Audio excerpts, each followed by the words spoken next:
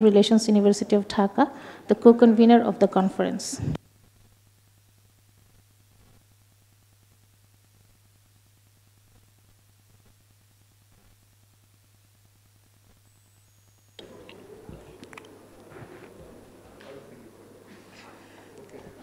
Now, I would request our volunteers on behalf of our organizing team to welcome Dr. Gohar Rizvi with a flower bouquet.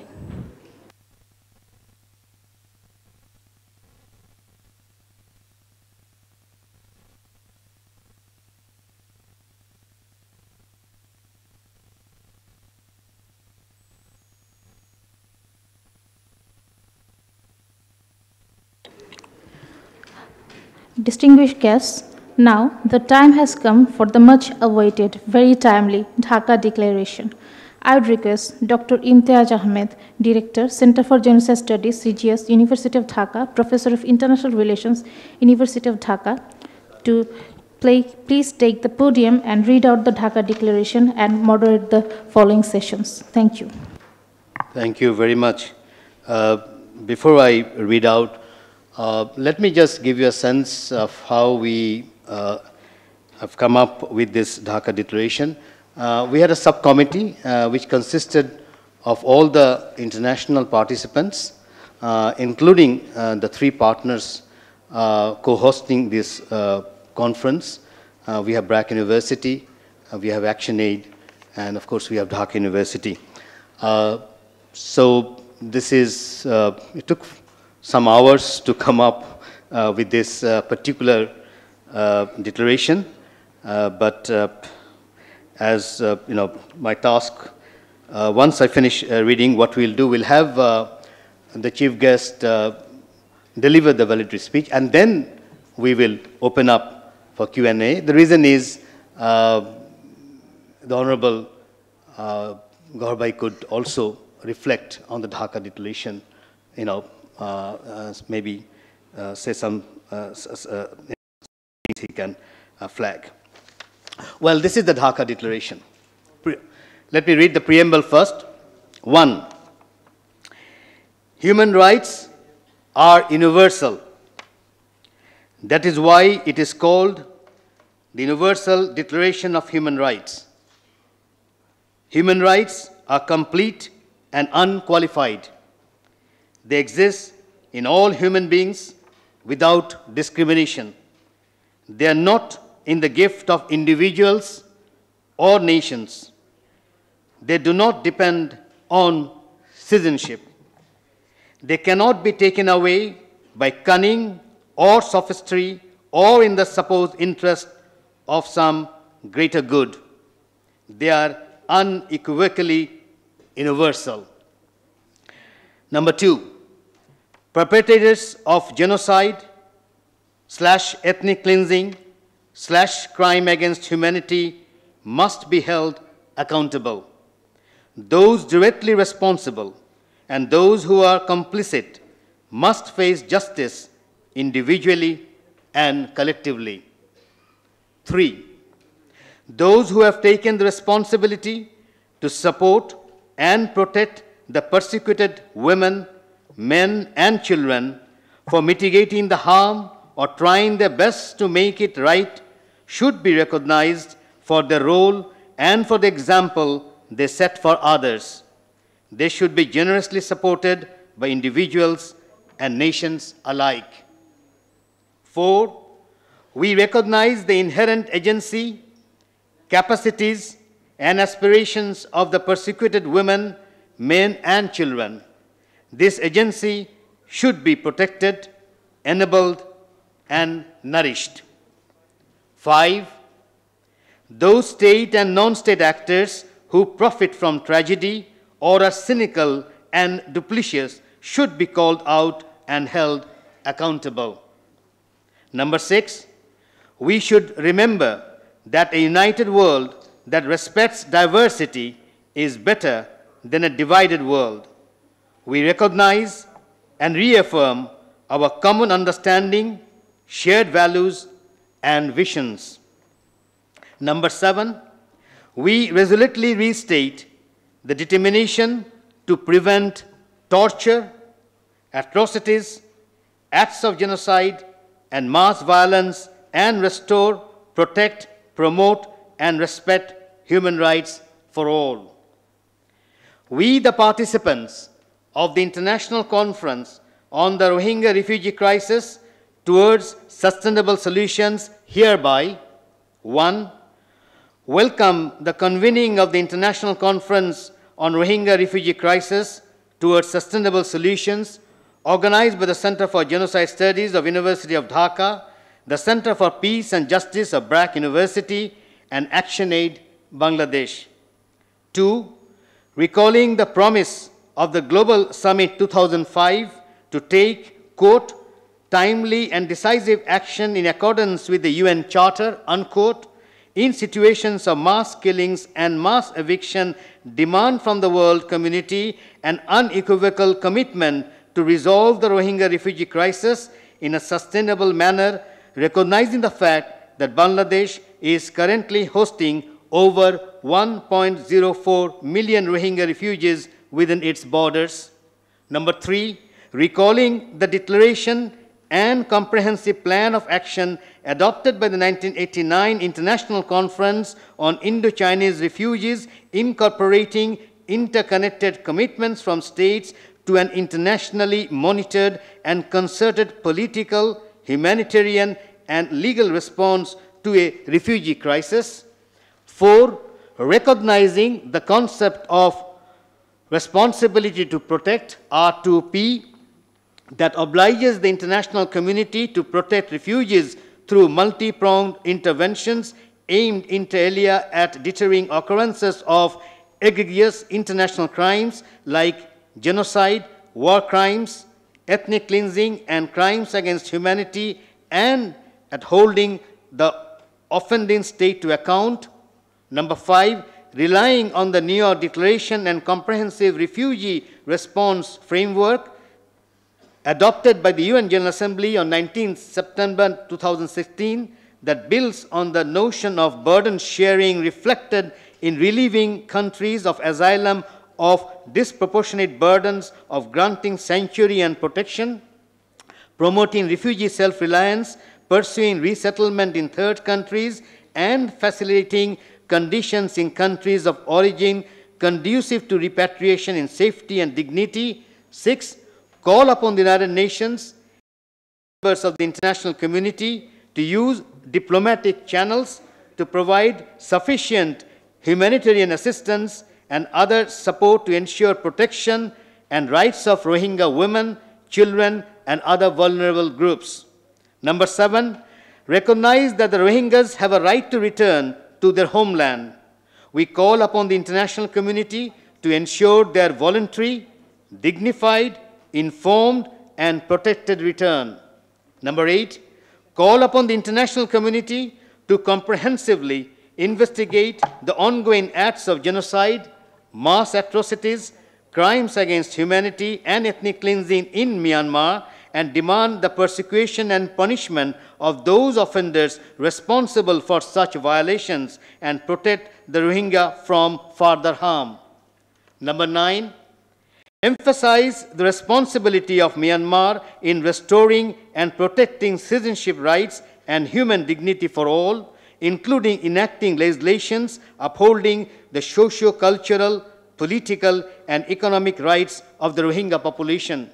Number 10, emphasize the importance of and the need for strengthening cooperation at various levels: community, civil society, regional, national, and international, in order to prevent the continuing mass violence against the Rohingya population.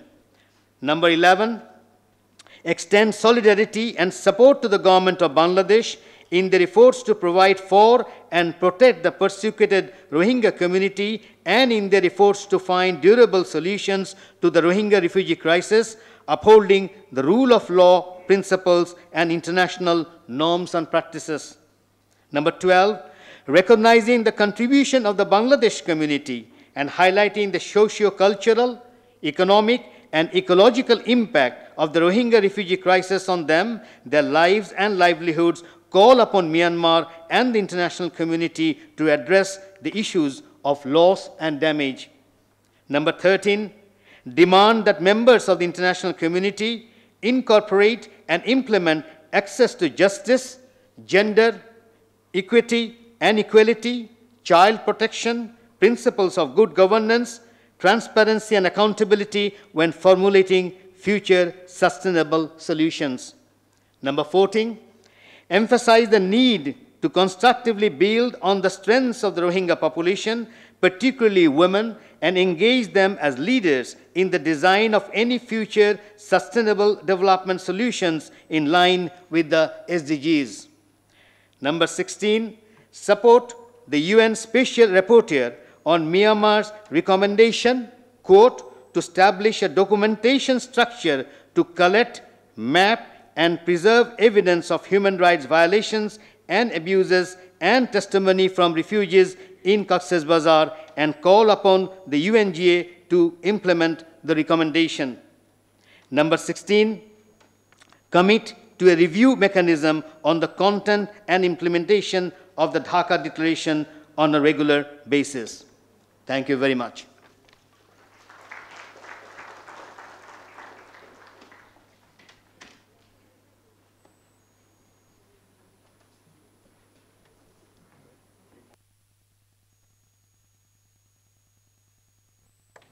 Now, let me invite the Honorable Chief Guest, my very good friend, Professor Gaur Rizvi, my Gaur Bhai.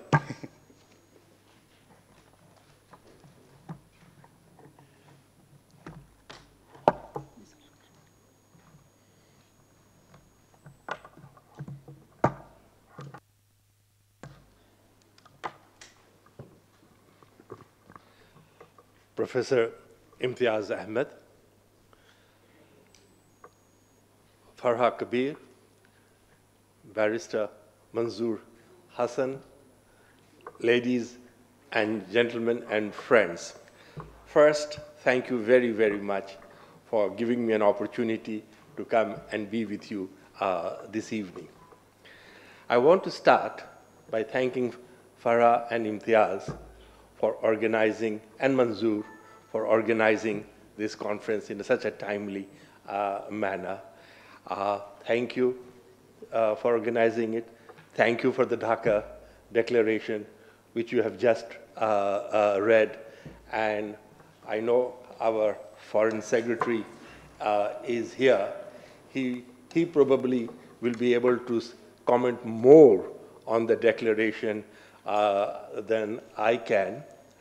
And in any case, as you know, I'm not that I have anything to say that is anything new or revolutionary.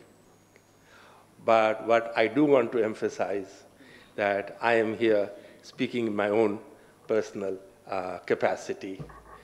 The official version you have heard from my good friend Shahid, and no doubt he will continue to give you the correct official version. I don't know really where to begin, but the reality is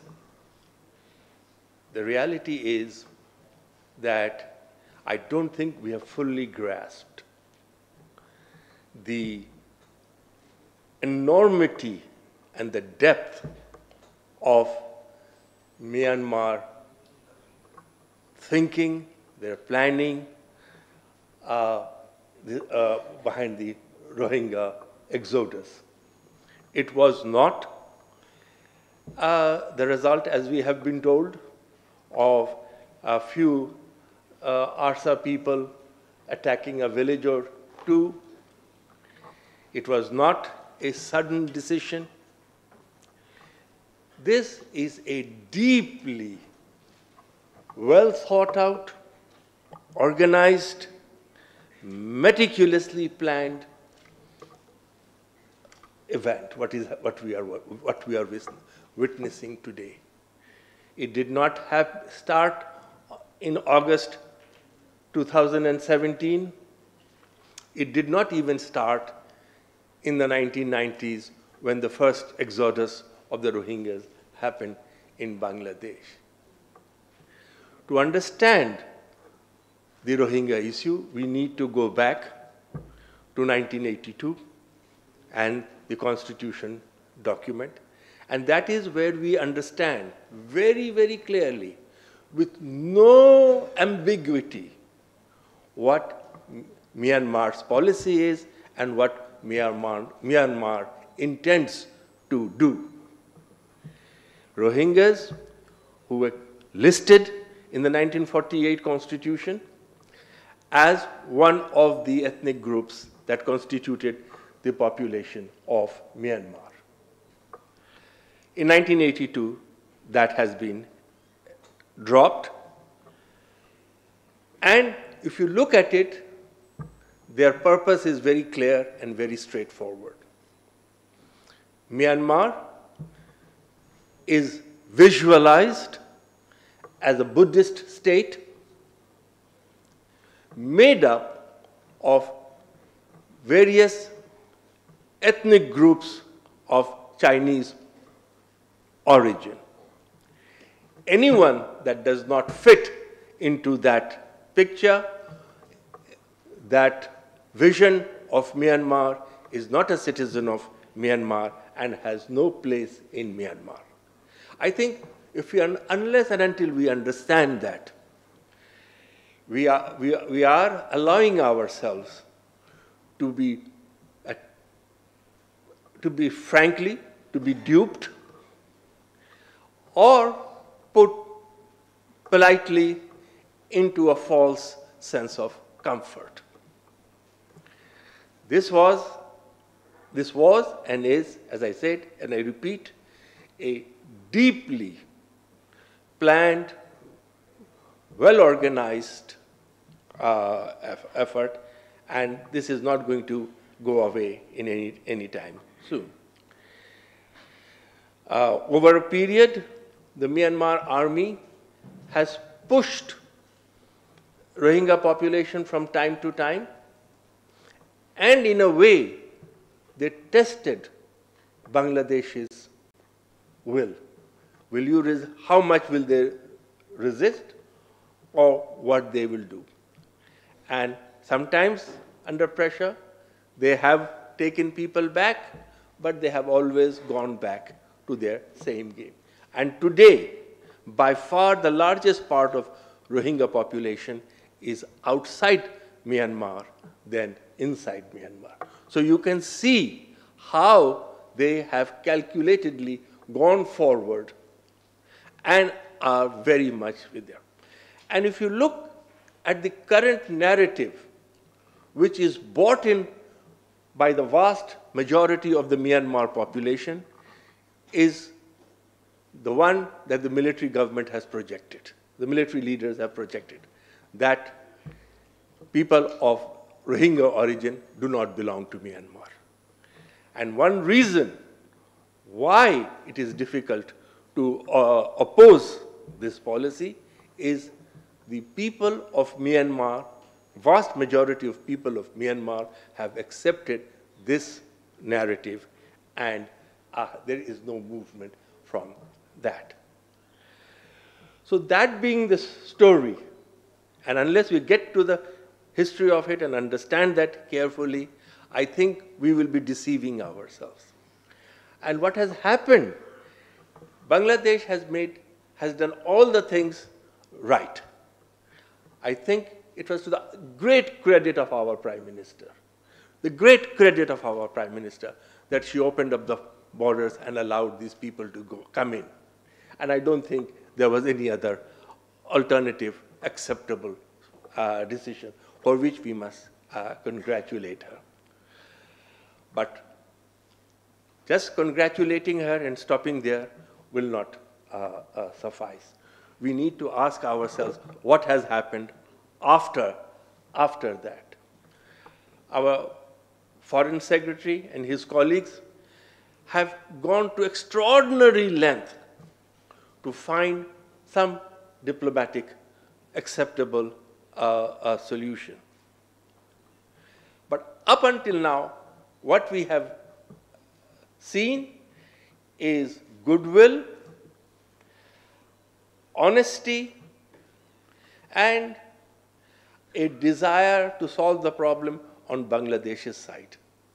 This has not been reciprocated by Myanmar in any way so far.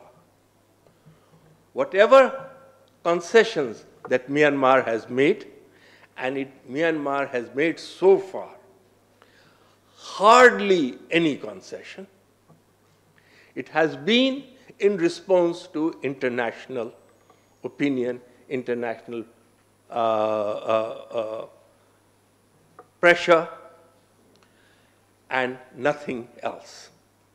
And if you look at the timing of each time when they do something, when they offer to meet our ministers, when they offer to send their people here and more people to come in future, these are all timed to assuage the international opinion with no sincerity of purpose that these will be done. Very early on, they made an announcement that they would take all the refugees back. Several months down the road, not a single refugee has gone back. And I believe today I was speaking to one of our UN colleague. I'm told not more than 550 people have actually been accepted as residents of Myanmar, let alone citizens of Myanmar. And they also have not been taken back. The Myanmar narrative goes further, that the Rohingyas have gone back home and they are not interested in coming back. If they want to come back, we would be prepared to take them. And no, we have not yet tested that. So my point really is, we have to now, there is not much Bangladesh on its own can do. And also, the problem is neither of Bangladesh is making, nor is the problem only confined to Bangladesh. What Myanmar has done has made manifest that they will not play by the international rules, by international law, or any accepted norm of civilized behavior. That they have made manifestly clear. So it doesn't give you much you can do. Secondly, yes, international community is supporting us in making the lives of the Rohingya refugees in Cox's Bazar a little bit more tolerable, and indeed, one is grateful for that. But one needs to remember that the problem was not created by us. We didn't create the problem, and therefore the solution to the problem does not lie in Bangladesh. The solution lies where the problem was created, and that is in Myanmar. Not a single, every refugee I have talked to, and I have talked to a large number, everyone to the last person wants to go back. There isn't a single person I have made who has it. People have said, I was here 3 times I have gone back, and this is my 4th time that I have returned to Bangladesh. But I still want to go back to Myanmar, but my only condition is we want to be safe. We want to be treated as human beings. We want to be given our legitimate rights. We want to be put on the ladder that will lead to citizenship or some permanent status, without which we will not be willing to go, or we would not voluntarily go. So that being the solution, a situation, I think we need to work very hard to make sure that Myanmar is made secure for the people of the Rohingya. Unless we do that, all else is. Now here, as I started saying earlier, and I'm sure, Shahid, you might want to tell us, all of us, the enormous amount of efforts and initiatives that you have taken, and we should continue to take. But my point is, the world has to understand very clearly. First, as I have related, the thinking of the rulers in Myanmar. We can make the distinction between the military and the civil, etc., etc. But the reality is, we haven't much to go. We can sympathize, but we have not much to go for. Second thing is, if Myanmar is allowed to get away with it, to drive out a minority at will, to commit such genocide, such ethnic cleansing, and the rest of the world reduced to helpless watchers, I think this will undo the international system, the state system on which our current world exists. There is no country in the world where there are no minorities. Ethnic minorities, religious minorities, cultural minorities, minorities of all sorts. If today Myanmar can get rid of million plus of its citizens, and they have already got rid of probably more than millions before, there is no safety for any minority in any country of the world. It will begin to unravel many states.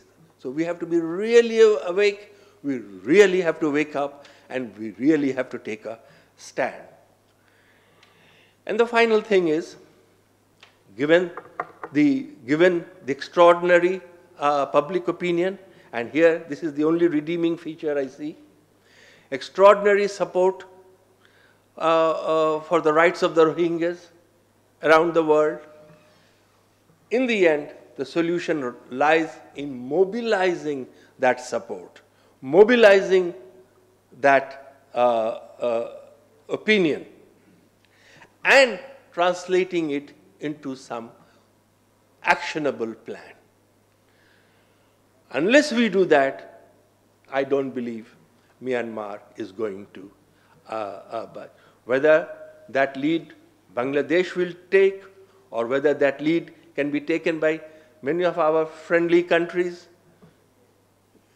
Japan, European Union, we can discuss this, but somebody has to take the lead and cohere the extraordinary amount of support that we enjoy today.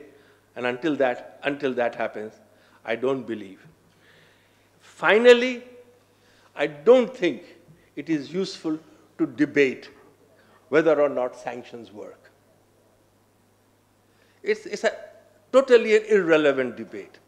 Question to ask, remind ourselves is why were the sanctions removed from Myanmar?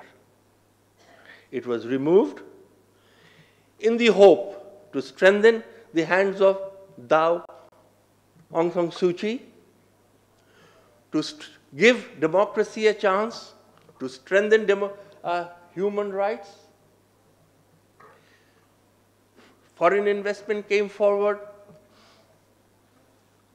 Myanmar's isolation was ended. Market access was given to her. All sorts of things have happened. And what did the world get in its place?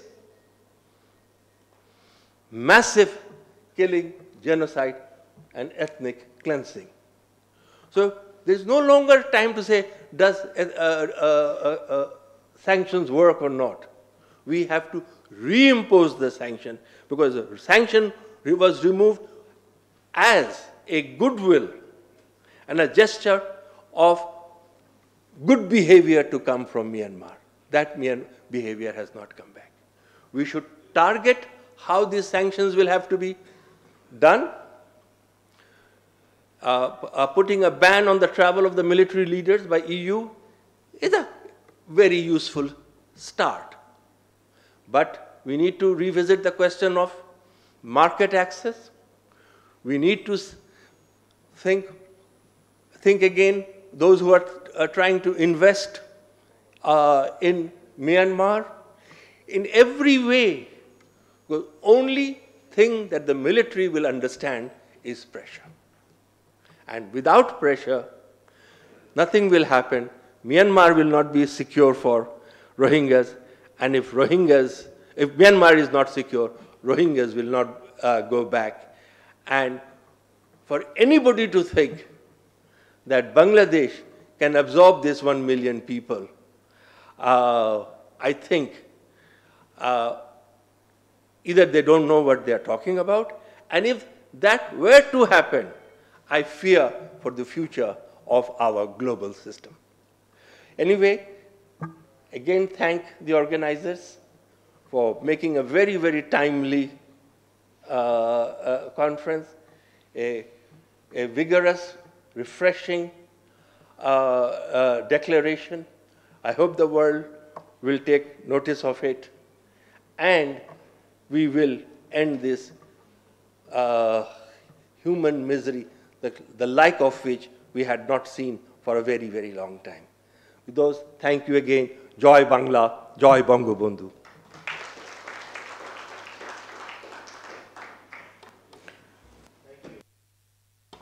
Thank you very much, Gaurav bhai. The floor is open for question and comment. It can be addressed to the chief guest, but you can also comment and reflect on the Dhaka Declaration if you want to. So the floor is open.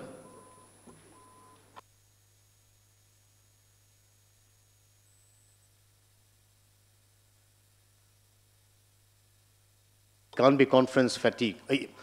Munshi bhai, go ahead. I think somebody has to start. I didn't see any other hands, so I thought, let me try and make a start. First, let me congratulate the organizers for drawing up such a important declaration, Dhaka Declaration. But maybe it can be, if looked at further, like human rights are universal. That is why it is called the Universal Declaration of Human Rights. Maybe there needs to be some kind of a grammatical done there. Like, that is why it is what it is. That has to be clarified there, I think. Huh? The International Human Rights Charter or something that is called this. That is one thing that needs to be looked at. Then I thought at number 8 in the second page, the last sentence, such violations and protect, responsible for such violation and protect the Rohingya from further harm. Such violation does not, I mean, there is no reference to violation before that. Therefore, maybe this also needs to be correctly composed. And number 13, future sustainable solutions. Why use that word future? And there's another general comment. See, first we have preamble 1, 2, 3, 4, 5, 6, 7. Then we have welcome. Then again, then we go into the recalling. So it doesn't sound right. Either the welcome doesn't stay here, it goes further down, or it should be welcoming. And then when we start after number 5, number 6, actually this is a new, I mean, this is some kind of the resolution. So this should have new numberings maybe. So those are some of the thoughts that I wanted to share. Thank you. Thank you very much, Munshi bhai. Excuse me. Yes. Sir. Left or right? Here. Sir, this is Mir Mustafizur Rahman. I'm from the Financial Express. So my question is to the Honorable Advisor. Mr. Advisor, thank you very much for your brilliant presentation. It's like a well thought out speech. But my question is, as an admirer or champion of the India-Bangladesh relations, how do you assess the Indian response to this present crisis, since they didn't condemn the Myanmar during the resolution period?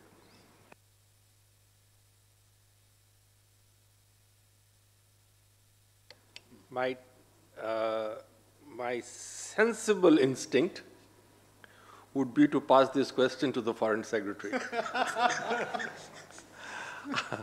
But and I think he would be able to tell us better. But let me just say, we have a tendency instantly jump and say somebody is for us and somebody is against us. Or somebody did not come to our aid or came to our aid. Countries have multiple interests and priorities. Multiple. It would be wrong if we were to say we have to define the entire of Bangladesh's foreign policy in relationship to one particular country. That would be wrong. Every country has multiple compulsions, multiple importance, priorities, and so forth. So, to say that India did not support Bangladesh, I don't think is borne out by facts. That's it. Nor is it a sensible thing, I think, in your discourse of any sort, to immediately say you are with us or you are against us. That would be the end of the creative dialogue. Nobody should say, you are with us or against us. That said, we have had numerous talks.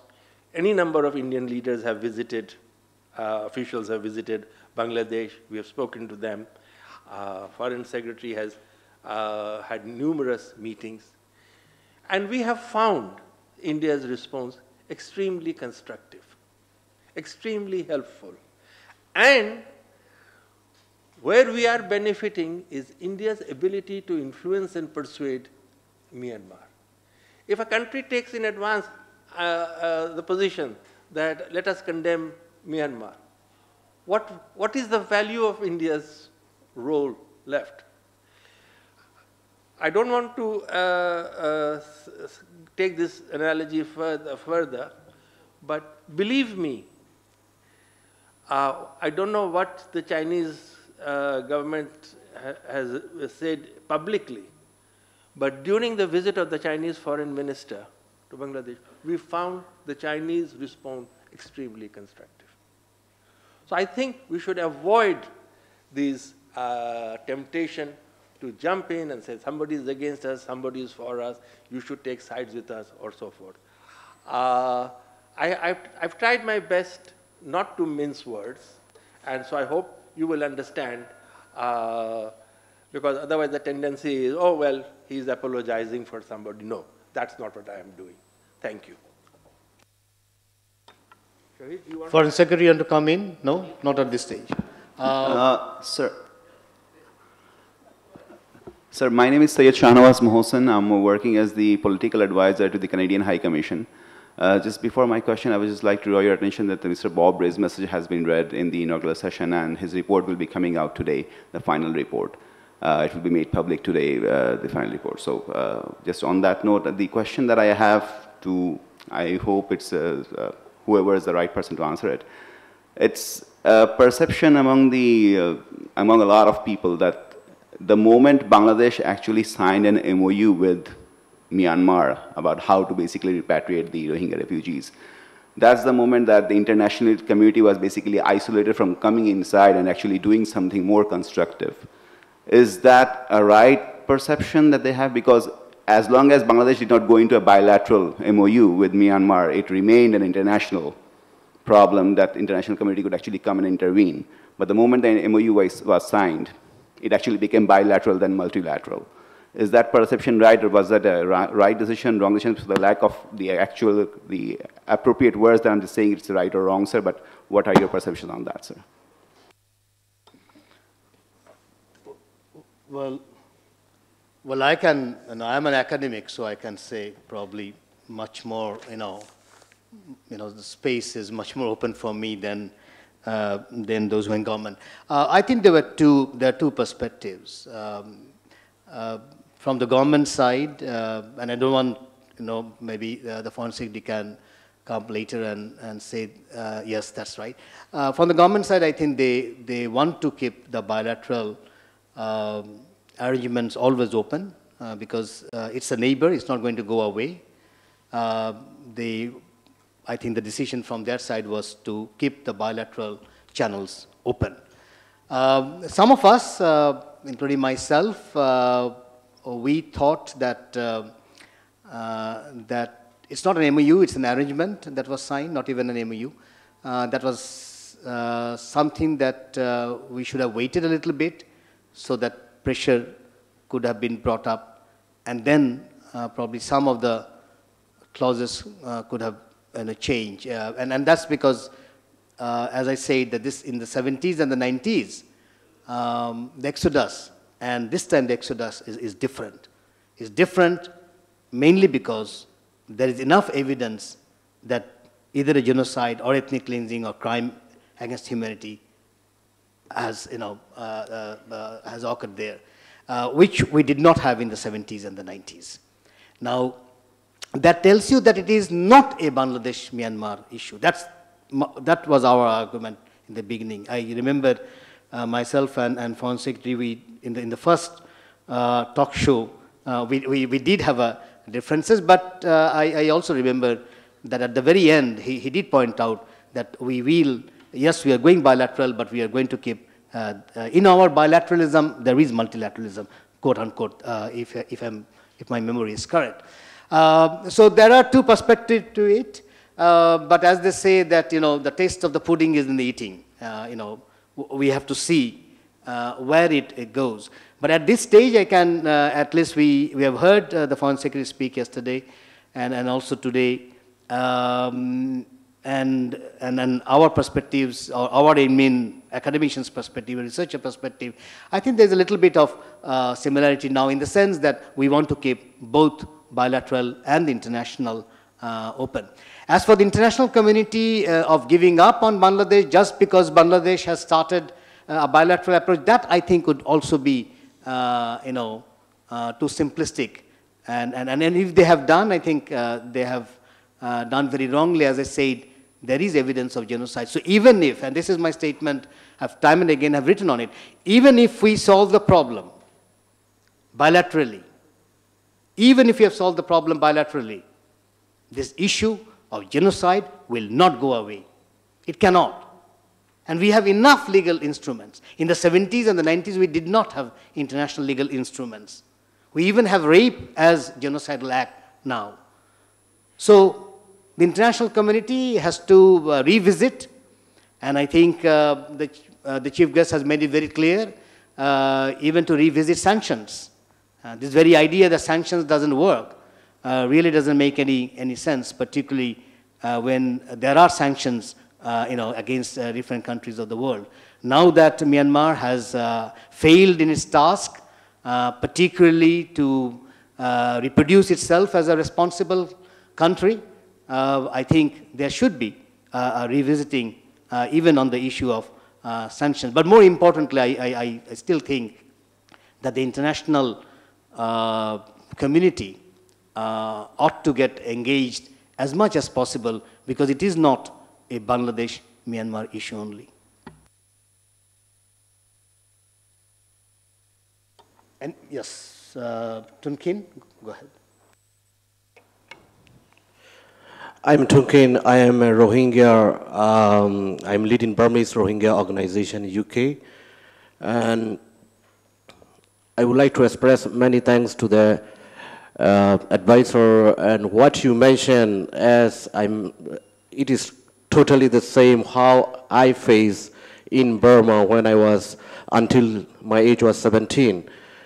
And it is very clear that Burmese government, security force, USDP government, NLD government, military, and Rakhine Buddhists, they do not want to see Rohingya in Burma. This is systematic plan, to wipe out the whole, to exterminate the whole Rohingya community and to exterminate or to destroy the whole Rohingya community from Burma with intention. It is a genocide. So what I want to point out here is I really appreciate and many thanks to Bangladesh government and the people of Bangladesh who have shown their hospitality and generosity when our Rohingya brothers and sisters fled from Burma. And it is important that we need to counteract, seems like it is very hard that we can see this refugee would not return in very soon.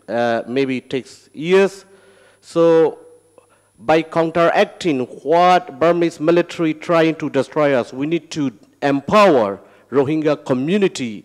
As a Rohingya, we are manageable minority. Our grandfathers, fathers been all well educated. We want to see our community capacity buildings and leadership training and more empowerment, also women and others is really important. We do not want to see our community exploited misused by some groups or anything. And also, as a Rohingya advocacy group, we are calling for protected return to protected homeland of Myanmar. That's mean that we want to return back as a protected homeland of Myanmar. We are a part of Burma. We are not as demanding a state.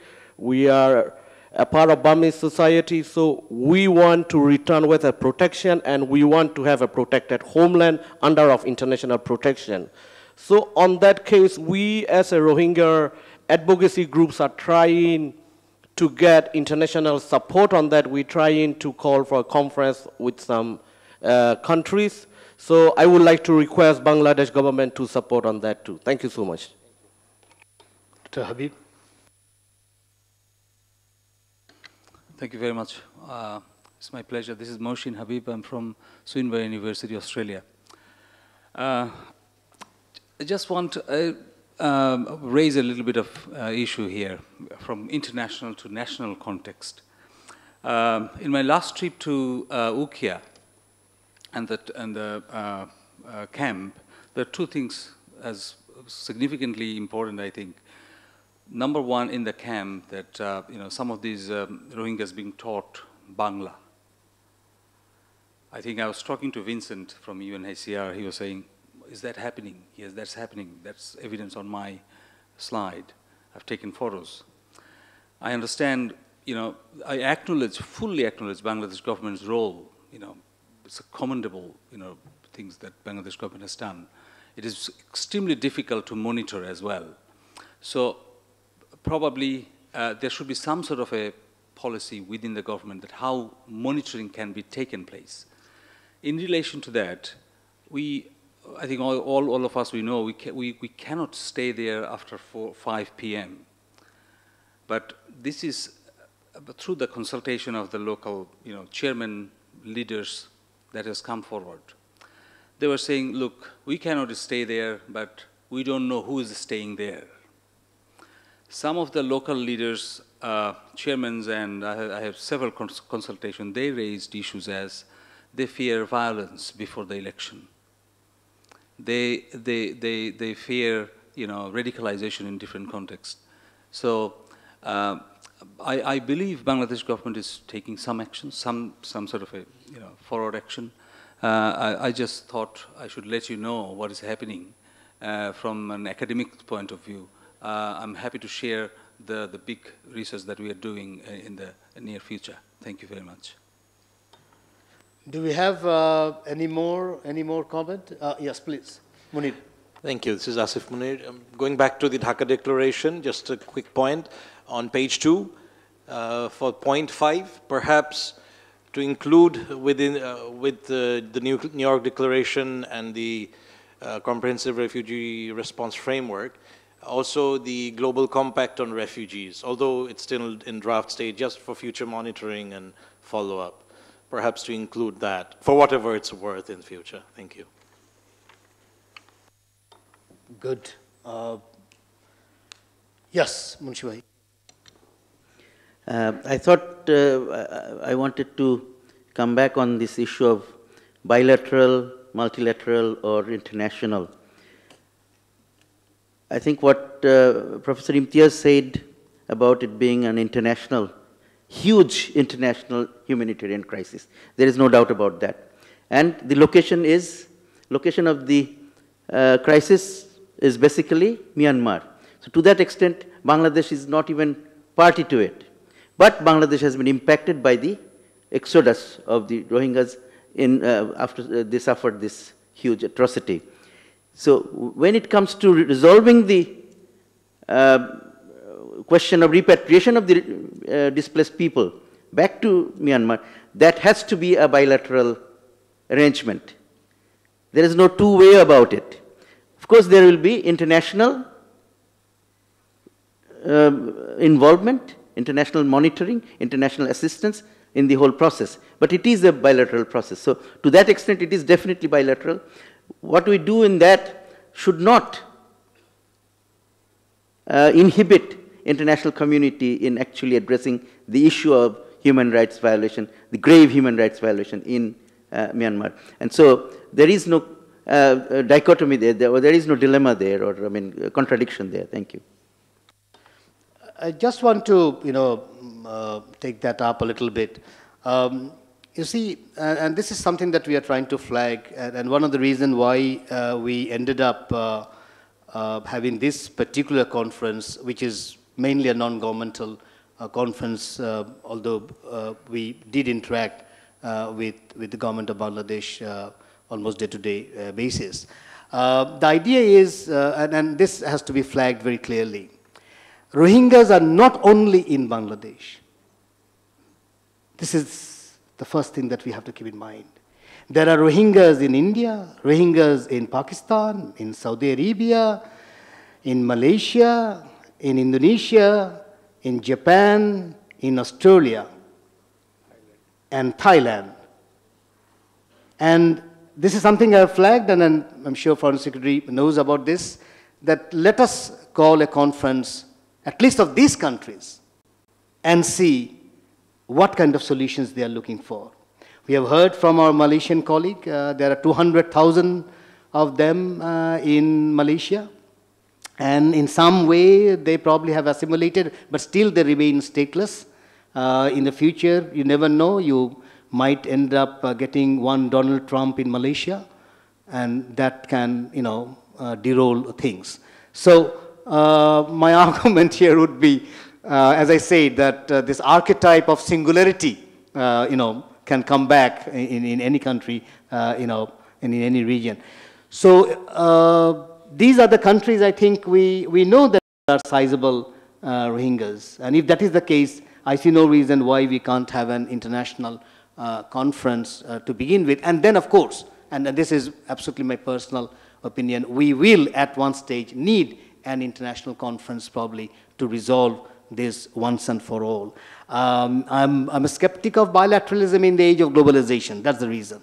I'm skeptical of bilateralism in the age of globalization, mainly because if you look at the investments, whether of China or India, it's all globalized. The export and import that we have learned in our 20th century economics or 19th century economics is no longer valid. The national budget that we talk about is no longer national. One can go on and on. We are not living in the age of bilateralism or nation-state centralism, not in the Westphalian understanding of state. That's gone.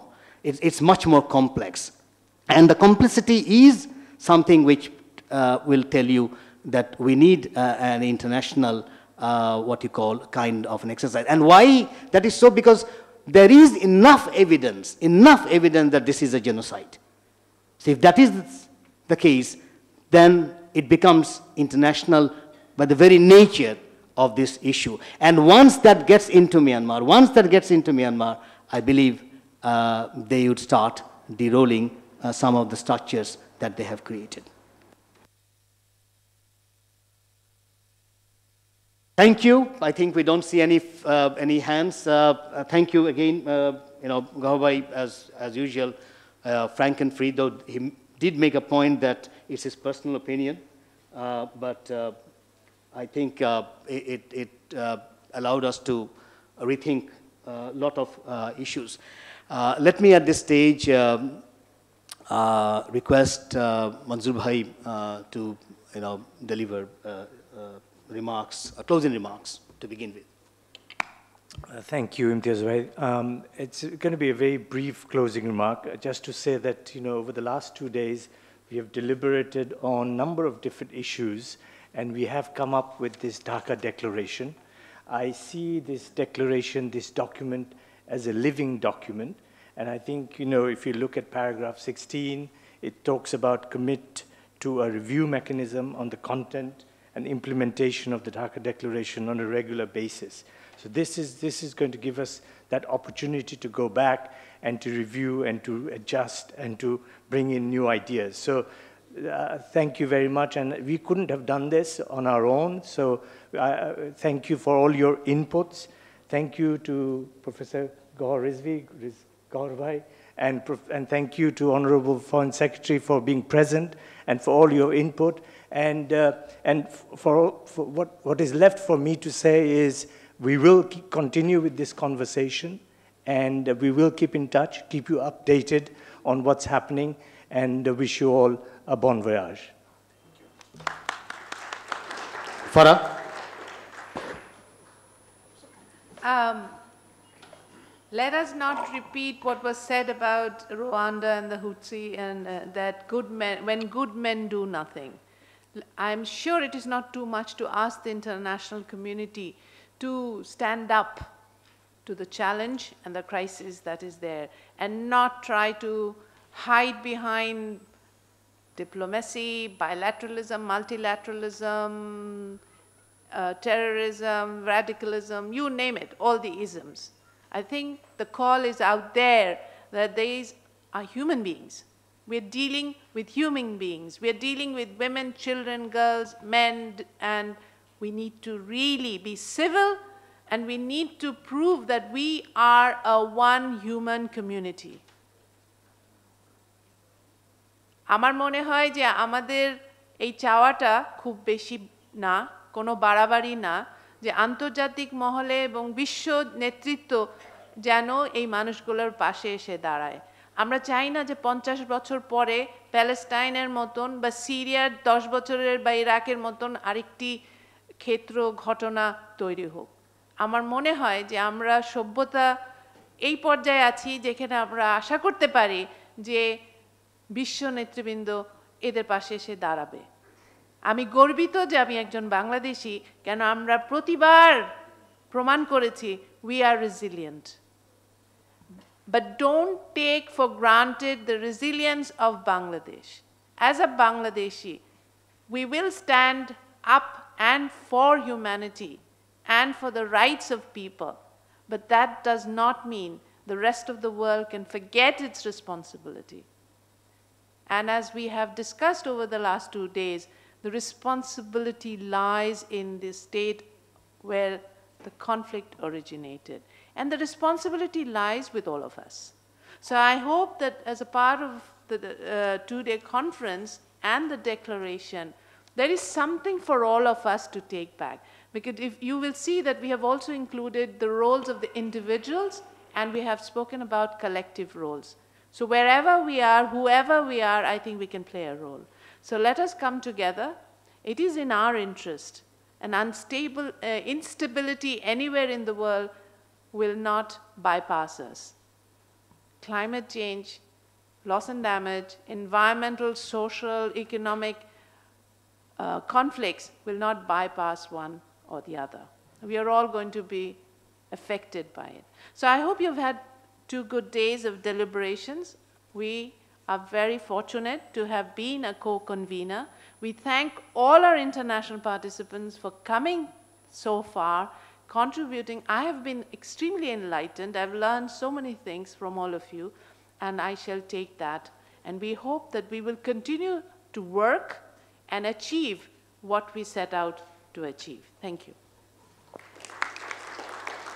From my side, only 3 things. and that's in, the first is, well, the paper presenters are requested to send their full final paper by 15th of May 2018. We are going to publish this as a volume, so please, paper presenters, this is a request. We will send a formal letter, but just to flag this up. Second, some of you, those who have come for the first time, this is a historic university, a very historic university, because this is the epicenter of genocide. In 1971, genocide started from Dhaka University.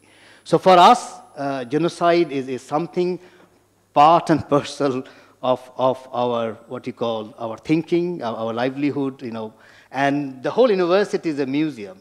Actually, there is a walking museum. If you want to get a sense of 1971 genocide, you can actually enroll yourself in this walking museum to see. So you are actually, you know, in a place which is very historic, and it's a kind of university you don't see, because this is the only university in the world which has actually raised the national flag of a country. No other university has done that anywhere. So it's a very historic university.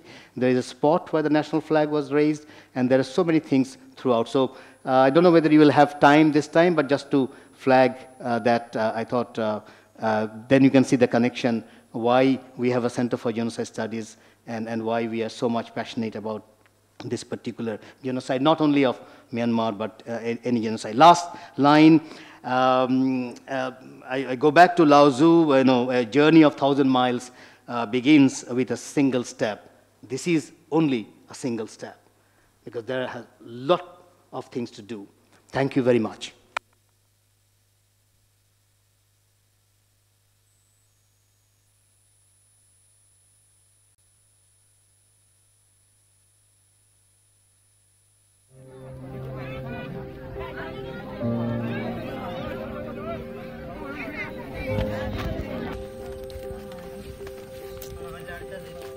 आज शांति न वो तुम्हारी थी वो लगी आने वाली है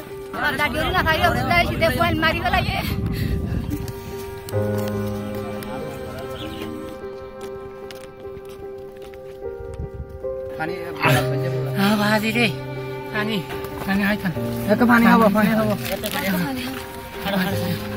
हाँ भाजी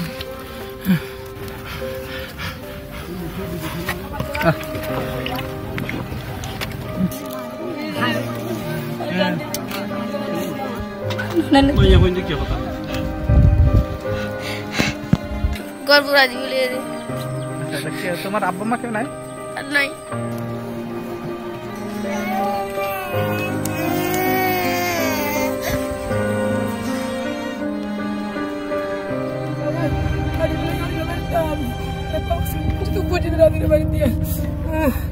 Bisi harus kadi bala ye.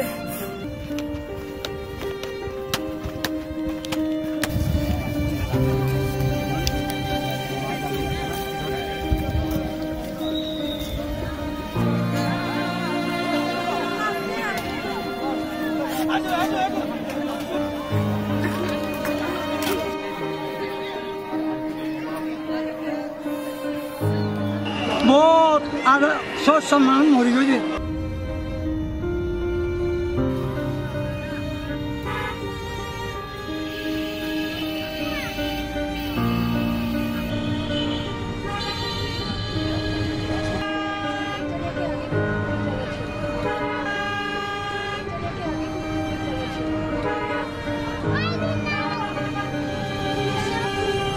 आज कैसे ना हाय बिना लगते ना हाय ना हाय तो फांसी दा से लिया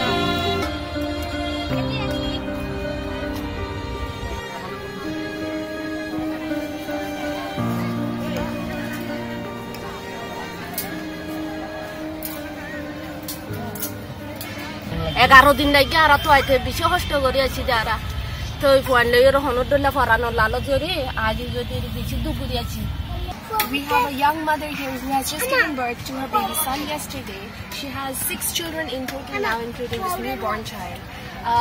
The camps have identified young mothers and pregnant women and put up yellow flags over the tents, but no support is yet to be deployed to the pregnant mothers and for newborn babies.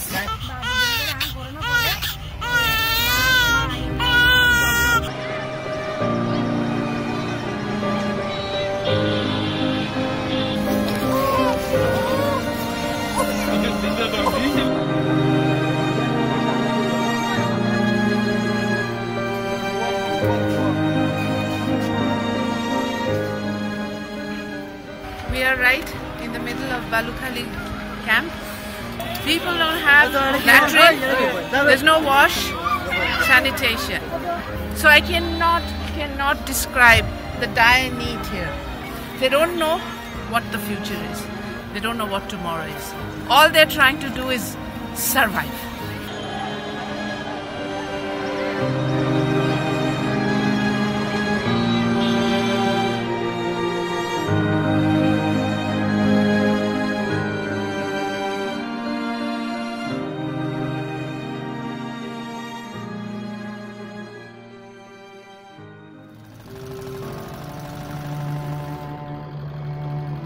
Since the 25th of August, the Rohingyas have been coming and they still continue to come from northern Rakhine. We are hearing horrific stories of torture, of burning the villages, their homestead.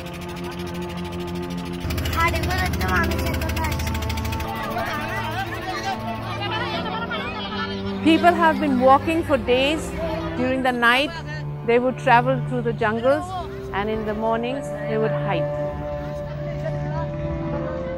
There is a sea of people, young children, women, girls, boys, all around.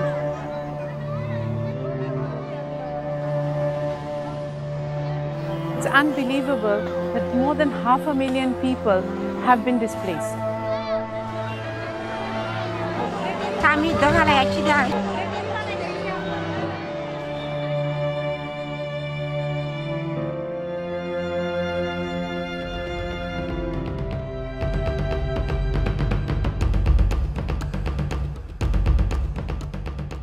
From the very beginning, when this crisis stuck and Cox's Bazar was getting flooded by Rohingya, ActionAid decided to stand by them and work with them.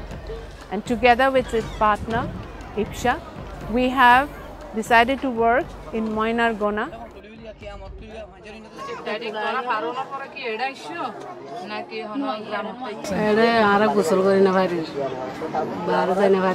ActionAid believes that we need to restore a sense of confidence and dignity in these people.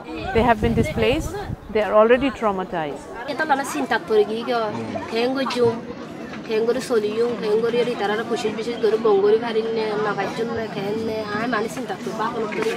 There are huge need of these vulnerable families. We have been trying our best to meet the needs. ActionAid and IPSHA have started safe space for women in the camp. Our field facilitators, they come to the women-friendly space and they record the issues, the concerns, the problems and the trauma suffered by the women and girls. Women-friendly space counselling এর মাধ্যমে ওনাদের আমরা সেবা দিচ্ছি। এখানে একটু অতিরিক্ত গরমের কারণে বৃদ্ধ লোকেরা অসুস্থ হয়ে পড়ছে, বেশিরভাগ জ্বর। মানসিকভাবে ওনারা খুব বিপর্যস্ত, ওনারা এখন আস্থা পাচ্ছে না, নিরাপদ বাসস্থান মনে করতেছে না, রাতে ওনাদের ভয় লাগে।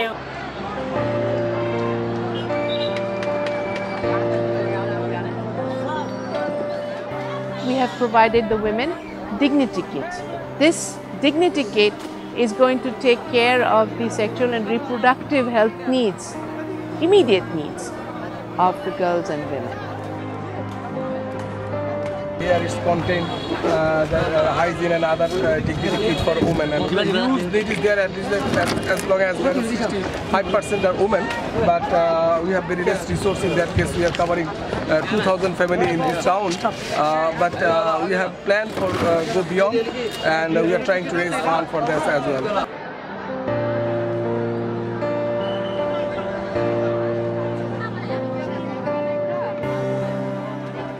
We are providing food packages, that's for the family. এই প্যাকেজের মধ্যে রয়েছে 4 কেজি মসুর ডাল, 2 লিটার তেল, 1 কেজি চিনি এবং আধা কেজি লবণ। চাহিদা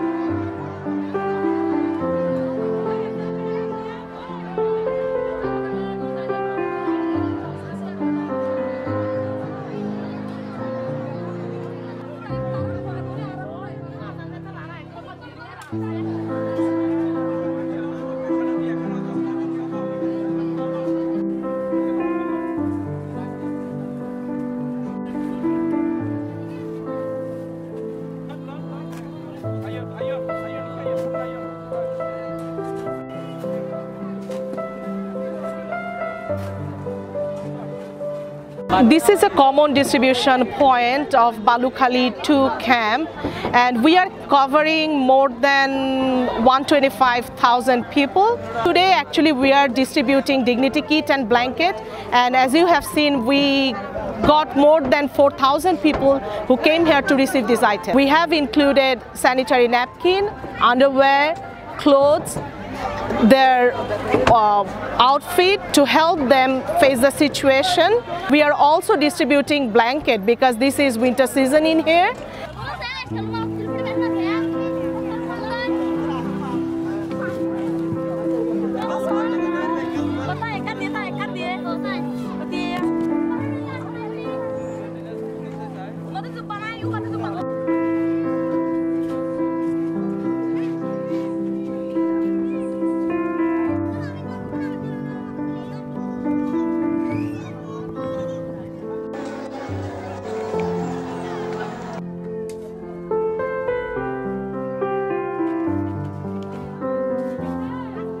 Today, we Burma Tati, Berda, the Gulimari Marivella, Dashi, Mabaruat, Dashi, Wabanari.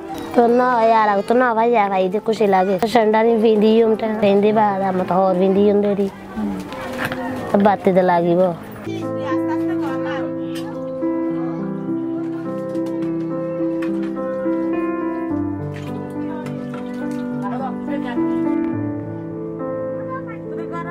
Gorvare gozo con padre la tavola da gana mo guli mare hare nunca kati mura ba sul guda shibire ku to awasha mare hete awasha mare ma ba dun guli ha mori jo ba dio ba yo gobono gobono yo to ara sansa ko tere tin jam dashi mo shura bi jam men jam tin jam dashi sabun gilo ho dunga usul dun to dai kai di ni du to shanda ki mo ko mo dun da kai ba tiwal lai nai sera nai ba ma ba kai ndi Barti hangul jung khali tali bojung ni barti.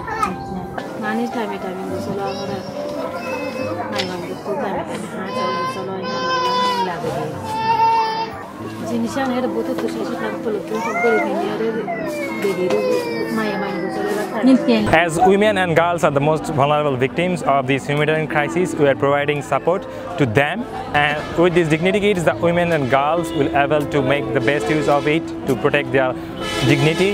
We believe this support will lessen their sufferings. And we hope to continue this support. More than 1 million people are here who came from Rakhine State, and they are facing crisis every day, and the population is growing day by day. So there will be more need of such items.